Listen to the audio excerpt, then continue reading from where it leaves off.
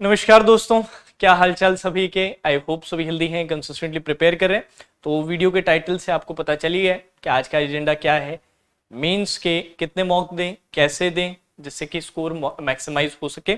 साथ ही साथ वीडियो के एंड में आप लोगों के लिए रिगार्डिंग मेंस मॉक अटेम्प्ट, क्योंकि प्री का तो आप सभी करना जानते हो, कितने करने ये भी पता है। मेन इशू मेंस का होता है यार, है ना। तो उसके रिगार्डिंग एक एंड में, वीडियो के एंड में सरप्राइज भी रहेगा। तो रिक्वेस्ट है सभी बच्चों से, वीडियो पूरा एंड तक देखिएगा। पसंद आए तो लाइक कीजिएगा, अपने फ्रेंड सर्कल में, अपने स्टडी ग्रुप्स में भी शेयर जरूर कीजिएगा। चैनल पे नए हैं, सब्सक्राइब करना मत भूलिएगा। तो सबसे पहले अपने जो इस वीडियो के स्पॉन्सर है Agarwal publications, Agarwal Examcart publications, उनके बारे में 1 मिनट की बात वो अच्छे से सुन लीजिएगा। जितने बच्चे भी बुक से पढ़ना प्रेफर करते हैं उनके लिए अग्रवाल पब्लिकेशंस वालों ने 3 बुक रिलीज की है, इंग्लिश के लिए, क्वांट के लिए और रीजनिंग के लिए। जैसे मेरे पास अभी करंटली रीजनिंग की बुक है, रीजनिंग 101। अब इस बुक में जिस तरह से रीजनिंग में सारे के सारे जो चैप्टर्स हैं वो टॉपिक वाइज दे रखे हैं, और टॉपिक वाइज भी जो क्वेश्चंस इन्होंने डाले हैं प्रीवियस ईयर क्वेश्चंस है, प्रीवियस ईयर प्रीलिम्स के, प्रीवियस ईयर मेंस के, पीओ और क्लर्क के। जैसे रीजनिंग का आप देख रहे हैं, रीजनिंग में जिस तरह से दिया हुआ है उसी प्रकार आपका क्वांट्स और इंग्लिश में भी दिया हुआ है। तो अभी शो करने का कोई मतलब है नहीं, आप विजिट करके देख सकते हैं। प्राइस भी बड़ी लिमिटेड सी है, लिंक मैं नीचे डिस्क्रिप्शन में डाल रहा हूं। रीजनिंग, क्वांट और इंग्लिश। तो जो बच्चे पूछते रहते हैं कि सर कौन सी बुक रहे, तो बुक अगर आप परचेज करते हैं तो ये बुक आप खरीद सकते हैं, रीजनिंग के लिए भी, क्वांट्स के लिए भी, इंग्लिश के लिए भी। सारे जो चैप्टर्स हैं वो टॉपिक वाइज हैं, साथ ही साथ जो क्वेश्चंस इन्होंने डाले हैं वो प्रीवियस ईयर क्वेश्चंस डाले हैं, प्री और मेंस दोनों के लिए। तो ये मेरा सजेशन रहेगा, ठीक है। अब आ जाते हैं सर अपने मेन मुद्दे पे, आज के टॉपिक के। मेंस का मॉक। मेंस के मॉक सर कितने दें, कैसे दें, और इसको एनालाइज कैसे किया जाए अच्छी तरीके से। तो ये सारी बातें बारी बारी से पॉइंट बाय पॉइंट लेंगे। तो डिटेल थोड़ा सा वीडियो रहेगा, तो पेशेंस रखना। एक चीज आप कर सकते हो, वीडियो को थोड़ा हाई स्पीड पे देख सकते हो, 1.5x पे वीडियो देखो, जिससे कि टाइम भी बचे और बोर भी ना हो, ठीक है। चलो तो लेट्स स्टार्ट। सबसे पहले अपने बात करेंगे कि फ्रीक्वेंसी क्या रहनी चाहिए, मतलब वीक में कितने हमें मॉक्स देने चाहिए। अब ये डिपेंड करता है कि यार करंटली आप मेंस की प्रिपरेशन में कहां पर हो। लेट्स से कि सर हमने सफिशिएंट प्रैक्टिस कर ली है इधर उधर से, हमारे पीडीएफ से, हमारी लाइव क्लासेस से, या और भी पेड फ्री कंटेंट से आपने अच्छी प्रैक्टिस कर ली है और आपने कॉन्फिडेंस गेन कर लिया है कि अब चीजें मुझसे सॉल्व होना स्टार्ट हो चुकी है। अब मैं टाइम के प्रेशर में देखना चाहता हूं कि टाइम के प्रेशर में मैं कर पाता हूं कि नहीं कर पाता। तो आप स्टार्ट सबसे पहले करेंगे फुल मॉक से नहीं, सेक्शनल मॉक से। किससे स्टार्ट करेंगे आप? सेक्शनल मॉक से स्टार्ट करेंगे। और सभी सब्जेक्ट के इनिशियली फर्स्ट 2 वीक आप एक एक सेक्शनल मॉक दें। क्वांट, रीजनिंग, इंग्लिश, चाहे क्वांट हो, चाहे रीजनिंग हो, चाहे इंग्लिश हो। फर्स्ट जो 2 वीक्स हैं, जो पहले 2 हफ्ते हैं, उनमें आप ये काम कीजिए। फर्स्ट 2 वीक्स में आप क्या देंगे? आप एक एक सेक्शनल मॉक देंगे, ठीक है। डेली मॉक नहीं देना, भी एक एक सेक्शनल मॉक देंगे, ठीक है। और उनका प्रॉपर एनालिसिस करेंगे। अब एनालिसिस में क्या होता है वो मैं अलग सेकंड पार्ट में आपको बता दूंगा, इसी वीडियो में आपको आगे मैं बता दूंगा डिटेल में एनालिसिस कैसे किया जाता है। अब ये 2 हफ्ते के बाद जो सेक्शनल मॉक्स की जो फ्रीक्वेंसी है आप 2-2 कर दीजिएगा। 2-2 सेक्शनल मॉक आप दीजिएगा। इसका अच्छे से आप एनालिसिस कीजिएगा बढ़िया तरीके से। बाद में आपको सॉल्व करना भी रहता है, जो जो क्वेश्चंस हुए नहीं, जो गलत हुए वो क्यों गलत हुए, पेपर का अटेम्प्ट, क्वेश्चन सिलेक्शन, ये सारी चीजें बेसिक आप जरूर देखेंगे, अच्छे से एनालाइज करेंगे। और आने वाले कुछ हफ्ते एटलीस्ट 3 to 4 वीक्स आप यही प्लान फॉलो करें। नेक्स्ट 3 to 4 वीक्स ये प्लान करें। उसके बाद आप अपने आर्सेनल में फुल मॉक्स डाल सकते हैं। फिर और फुल मॉक्स भी ऐसा नहीं कि डेली फुल मॉक्स निकाल रहे, नहीं। अलोंग विद दीज सेक्शनल मॉक्स जो आप फिर कम कर सकते हैं कि भैया फिर से आप सेक्शनल मॉक्स को 2-2 देने के बजाय, क्योंकि हमारे पास कंटेंट लिमिटेड होता है, एक एक सेक्शनल मॉक दे सकते हैं और एक पूरा का पूरा फुल मॉक आप संडे को टारगेट कर सकते हैं, जिसमें सभी सब्जेक्ट्स इंक्लूडेड होंगे। ये मेरी अप्रोच रहती है और यही मैं बच्चों को जनरली बताता हूं रफली इसके आसपास। कई बच्चों की ये अप्रोच है कि सर डेली हम मॉक करते हैं। भैया कितना कंटेंट है आप लोगों के पास जो आप डेली मॉक कर करके टाइम वेस्ट कर रहे हो? और मुझे एक बात आप समझाइए, कोई बच्चा डेली मॉक अगर कर रहा है तो एक मॉक से दूसरे मॉक में इंप्रूवमेंट का स्कोप कितना रहता है, उसको ऐसा कितना टाइम मिल जाता है कि एक मॉक से दूसरे मॉक में बहुत इंप्रूव कर लेगा। तो थोड़ा गैप तो होना चाहिए ना एटलीस्ट। सेक्शनल भी लगा रहे हो तो इनिशियली मैंने 1-1 इसलिए बताया कि आपको 7-1 दिन का टाइम मिलेगा कि उस पर अपने प्रैक्टिस करे, काम करे, उसको आइडेंटिफाई करे, जिससे नेक्स्ट मॉक में एटलीस्ट कुछ इंप्रूवमेंट तो कर सके, समय तो मिले उसको। और साथ ही साथ जो बच्चे डेली निकालते हैं उनका कंटेंट बड़ी जल्दी एग्जॉस्ट हो जाता है, फिर वो बस टेस्ट सीरीज ही खरीदते रहते हैं। नहीं नहीं नहीं, ज्यादातर बच्चे मैंने ये देखे हैं सेलेक्टेड वाले डेली मॉक्स में देते हैं। उसका कारण मैं आपको बताता हूं, क्योंकि उनके पास मेंस का प्रैक्टिस करने के लिए सफिशिएंट कंटेंट नहीं है।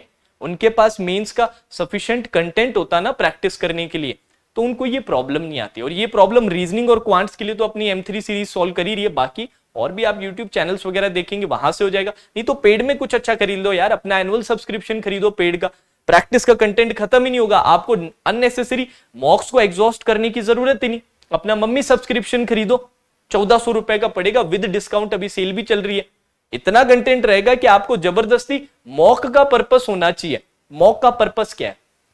मॉक का पर्पस प्रैक्टिस नहीं है, मॉक का पर्पस है आपको पेपर अटेम्प्ट करना सिखाना, क्वेश्चन सिलेक्शन सिखाना। तो वो उसका प्राइमरी फोकस है। सेकेंडरी ये भी है कि भाई नया नया अच्छा कंटेंट भी मिलता है अलग अलग जगहों से, वो तो है, बट प्राइमरी फोकस या प्राइमरी जो पर्पस है उसका वो ये है कि आपको पेपर अटेम्प्ट करना सिखाए, टाइम के प्रेशर में कैसे खुद को काम करें, ये वहां से अपने ड्रिल कर करके सीखते हैं।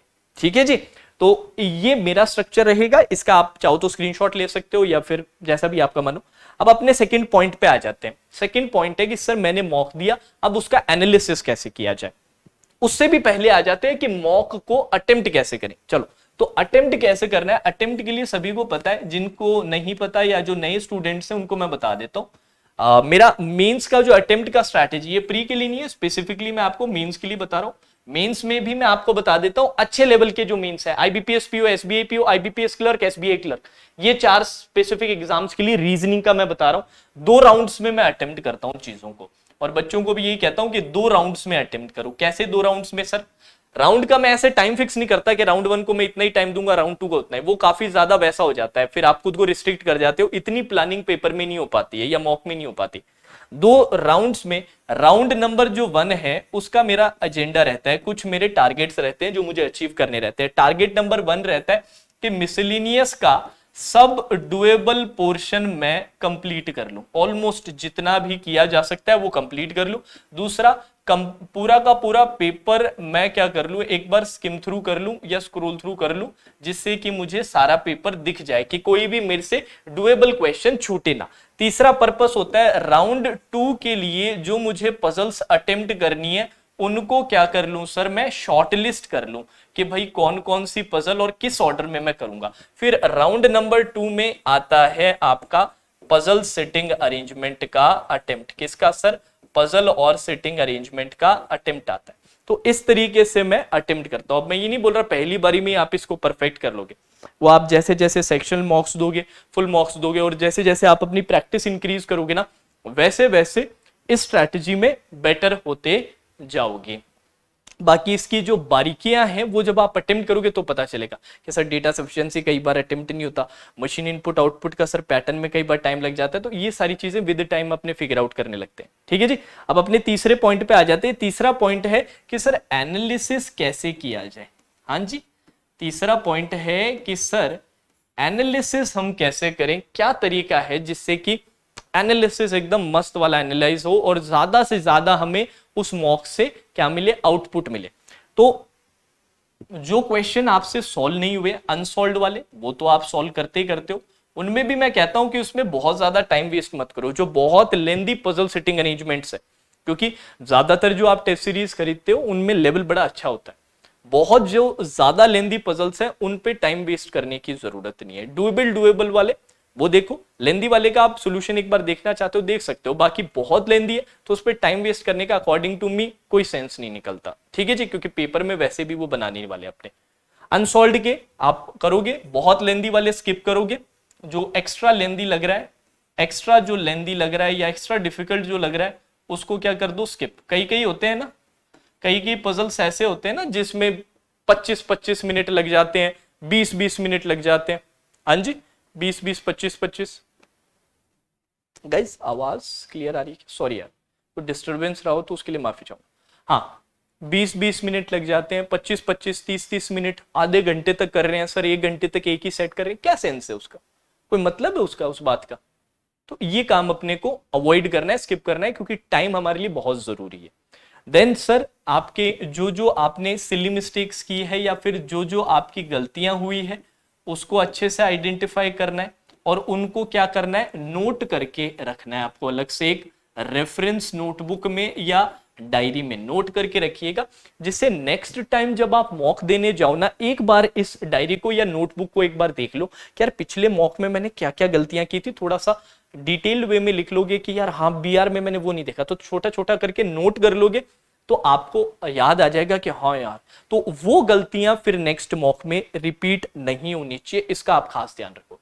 और दिमाग को उस तरह से कॉन्शियस कर दोगे तो वो ध्यान रखेगा, नहीं तो बड़ी जल्दी हम अपनी गलतियां भूल जाते हैं और वो हैबिट कभी अपने रेक्टिफाई नहीं कर पाते। ठीक है, तो इसका अपने को ध्यान रखना है, सिली मिस्टेक्स जो भी हो उनको नोट करके, जो भी गलतियां हो उनको नोट करके रखना है और मॉक से पहले उनको एक बार देख लेना है जिससे ये अपने रिपीट ना हो। देन तीसरा और सबसे इंपॉर्टेंट पार्ट, जो मेन जो मॉक का पर्पस होता है कि क्या पेपर आपने सही तरीके से अटेम्प्ट किया कि नहीं किया। अब इसमें क्या चीजें आती है, इसका मतलब क्या है? इसका मतलब ये है कि यार आप कंपेयर करोगे कि यार जो जो क्वेश्चंस मैंने छोड़े और जो जो किए उनमें अगर मैं, क्योंकि सॉल्व करने के बाद आप कंपेयर करोगे, चेक करोगे कि यार ये ज्यादा आसान था, ये ज्यादा लेंथी था, ये आराम से बन रहा था, ये मुश्किल से, तो उससे आपको आइडिया लगेगा कि कितना परसेंट पेपर आपने अपनी एबिलिटी के अकॉर्डिंग सही अटेम्प्ट किया, मतलब क्वेश्चन सही से सेलेक्ट किया। आप ऑर्डर भी चेक करोगे कि यार पहले इसको करना चाहिए था, फिर इसको करना चाहिए था, एक प्रॉपर ऑर्डर में किया कि नहीं किया, ये आप कंपेयर करोगे और कितना परसेंटेज आप पेपर सही से अटेम्प्ट कर पा रहे हैं ये हमेशा आपको पता होना चाहिए, क्योंकि ये आपको बताएगा कि आप एक्चुअल में मॉक अटेम्प्ट में कितना अच्छा हो रहे हैं। क्योंकि यार मेंस में दो चीजें होती है, एक तो क्वेश्चन सॉल्व करने की एबिलिटी और दूसरी होती है पेपर सही अटेम्प्ट करने की एबिलिटी।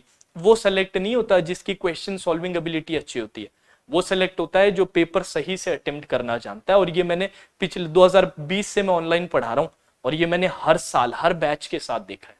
ठीक है, तो इस पे अपना स्पेशल फोकस होना चाहिए।